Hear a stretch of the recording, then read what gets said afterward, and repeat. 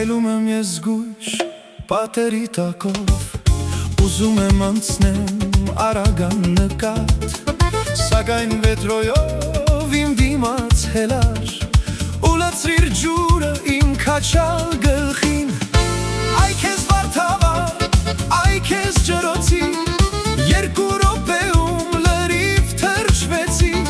տեղ չկա մտնեմ, շորերս քամեմ, ահա որ աշատ բա ես ինչ անեմ։